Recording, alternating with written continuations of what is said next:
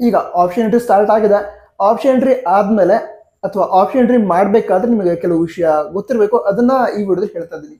ಮೊದಲಾಗಿ ನಿಮ್ಮ option entry ಒಮ್ಮೆ ಕಂಪ್ಲೀಟ್ ಆಯಿತು ಅಂತ ಹೇಳಿದ್ರೆ, ಆಪ್ಷನ್ ಎಂಟ್ರಿ ಮಾಡಿ ಫೈನಲ್ ಸಬ್ಮಿಷನ್ ಮಾಡಿದಿರಾ, ಅದ ನಂತರ ಈ ಆಪ್ಷನ್ ಎಂಟ್ರಿ ಏನು ಮಾಡಿರ್ತೀರಾ ಅದರ ಪ್ರಿಂಟ್ ಔಟ್ ಅನ್ನ ತೆಗೆದುಕೊಳ್ಳೋದಕ್ಕೆ ಅವಕಾಶ ಇರುತ್ತೆ.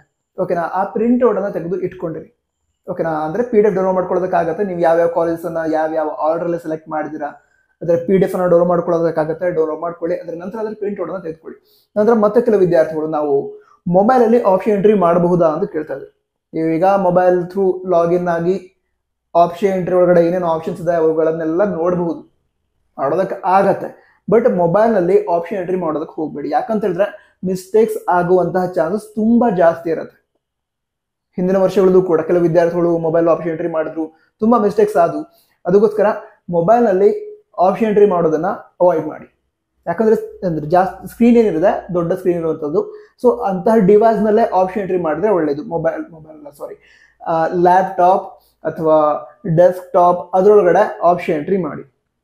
ನಿಮ್ಮ ಬಳಿ ಈಗ ಏನು ಕಂಪ್ಯೂಟರ್ ಇಲ್ಲ, ಆ ಟೈಮಲ್ಲಿ ನಿಮ್ಮ ಫ್ರೆಂಡ್ ಮನೇಲಿದ್ರೆ ಸೊ ಅದನ್ನು ಯೂಸ್ ಮಾಡ್ಕೊಳ್ಳಿ. ಇಲ್ದಿದ್ರೆ ಕಂಪ್ಯೂಟರ್ ಸೆಂಟರ್ ಏನಿರುತ್ತೆ ಅಲ್ಲಿ ಹೋಗಿ ಆಪ್ಷನ್ ಎಂಟ್ರಿ ಮಾಡಿ. ಬಟ್ ಮೊಬೈಲ್ ಅಲ್ಲಿ ಆಪ್ಷನ್ ಎಂಟ್ರಿ ಮಾಡೋದನ್ನ ಅವಾಯ್ಡ್ ಮಾಡಿ.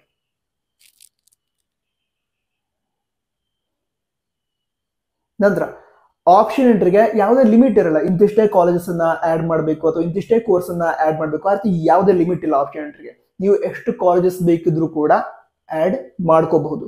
ಅದಕ್ಕೋಸ್ಕರ ನಿಮ್ಮ ರ್ಯಾಂಕ್ ಪ್ರಕಾರ ಆದಷ್ಟು ಹೆಚ್ಚು ಕಾಲೇಜಸ್ ಅನ್ನ ಆಡ್ ಮಾಡ್ಕೊಳ್ಳಿ. ನಂತರ ಮತ್ತೊಂದು ವಿಷಯ ಕೂಡ ಗಮನದಲ್ಲಿ ಇರಲಿ. ಕೆದವರು ನಿಮ್ಮ ಆಪ್ಷನ್ ಎಂಟ್ರಿ ಲಿಸ್ಟ್ ಏನಿದೆ ಅದರಲ್ಲೇ ಯಾವುದೋ ಒಂದು ಕಾಲೇಜ್ ನಿಮ್ಗೆ ಅಲಾಟ್ ಮಾಡ್ತಾರೆ. ಈ ಕೆಲವೊಮ್ಮೆ ಏನಾಗುತ್ತೆ ಅಂತ ಹೇಳಿದ್ರೆ ಸೀಟ್ ಅಲಾಟ್ ಆದ್ಮೇಲೆ ಸ್ಟೂಡೆಂಟ್ಸ್ ಏನ್ ಹೇಳ್ತಾರೆ, ನಂಗೆ ಈ ಕಾಲೇಜ್ ಬೇಡ ಅಂತ. ಆ ಕಾಲೇಜ್ ಬೇಡ ಆಗಿದ್ರೆ ಆಪ್ಷನ್ ಎಂಟ್ರಿ ಲಿಸ್ಟ್ ಒಳಗಡೆ ಯಾಕೆ ಆಡ್ ಮಾಡಿದ್ರಿ? ಆಡ್ ಮಾಡಿದವ್ರು ನೀವೇ ತಾನೆ. ಅದಕ್ಕೋಸ್ಕರ ಕಾಲೇಜಸ್ ಬಗ್ಗೆ ತಿಳಿದುಕೊಂಡು ಕಾಲೇಜಸ್ ಇಷ್ಟ ಇದ್ರೆ ಮಾತ್ರ ಆಪ್ಷನ್ ಎಂಟ್ರಿ ಲಿಸ್ಟ್ ಒಳಗಡೆ ಅದನ್ನ ಆಡ್ ಮಾಡ್ಕೊಳ್ಳಿ. ಯಾವುದೋ ಕಾಲೇಜ್ ಇಷ್ಟ ಇಲ್ಲ ಅಂತ ಹೇಳಿದ್ರೆ ಅದನ್ನ ಆಪ್ಷನ್ ಎಂಟ್ರಿ ಲಿಸ್ಟ್ ಒಳಗಡೆ ಇಟ್ಕೋಬೇಡಿ. ನಿಮ್ಮ ಆಪ್ಷನ್ ಎಂಟ್ರಿ ಲಿಸ್ಟ್ ಒಳಗಡೆ ಯಾವ ರೀತಿ ಕಾಲೇಜಸ್ ಇರಬೇಕು ಅಂತ ಹೇಳಿದ್ರೆ, ಈಗ ಆ ಕಾಲೇಜ್ ನಿಮಗೆ ಅಲಾಟ್ ಆದ್ರೆ ಅಲ್ಲಿ ಹೋಗಿ ಅಡ್ಮಿಷನ್ ಮಾಡ್ಕೊಳ್ಳೋದಕ್ಕೆ ಇಷ್ಟ ಇದೆ ಆ ರೀತಿ ಇರಬೇಕು. ಅಂದ್ರೆ ಅದೇ ಕಾಲೇಜ್ ಬೇಕು ಅಂತ ಹೇಳಲ್ಲ, ಅಟ್ ಲೀಸ್ಟ್ ಆ ಕಾಲೇಜ್ಗೆ ಅಡ್ಮಿಷನ್ ಮಾಡ್ಕೋತೀನಿ ಅಷ್ಟಾದ್ರೂ ಇರಬೇಕು. ಅಕಸ್ಮಾತ್ ಬೇರೆ ಕಾಲೇಜ್ ಸಿಗಲ್ಲ, ಆ ಕಾಲೇಜ್ ಸಿಕ್ತು ಅಂತ ಹೇಳಿದಾಗ ಆ ಕಾಲೇಜ್ ಸಿಕ್ಕ ಮೇಲೆ ಆ ಕಾಲೇಜ್ ನಂಗೆ ಬೇಡನೇ ಬೇಡ ಆ ರೀತಿ ಇರಬಾರ್ದು. ಅದಕ್ಕೋಸ್ಕರ ಕಾಲೇಜಸ್ ಅನ್ನ ಚೆಕ್ ಮಾಡ್ಕೊಂಡು ಅದರ ನಂತರ ಏನ್ ಮಾಡ್ತೀರಾ, ಆಪ್ಷನ್ ಎಂಟ್ರಿ ಒಳಗಡೆ ಆ ಕಾಲೇಜ್ಗಳನ್ನ ಆಡ್ ಮಾಡ್ಕೊಳ್ಳಿ. ಸೊ ಇದಿಷ್ಟು ವಿಷಯ ಆಗಿತ್ತು. ಮತ್ತೊಂದು ಡೌಟ್ ಇದೆಯಾ? ಡೌಟ್ ಇದ್ರೆ ಅಕೌಂಟ್ ಹೋಗಿ ತಿಳಿಸಿ. ಮುಂದಿನ ವಿಡಿಯೋದಲ್ಲಿ ಸಿಗ್ತೀನಿ. All the best.